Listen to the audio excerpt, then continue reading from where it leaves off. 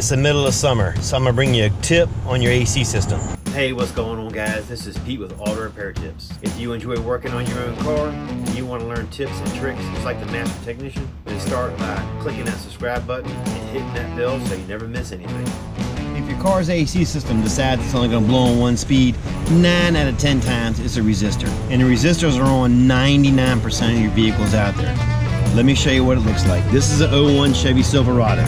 This is the resistor, and you can see it's burned up. It's located right up under the dash, right there.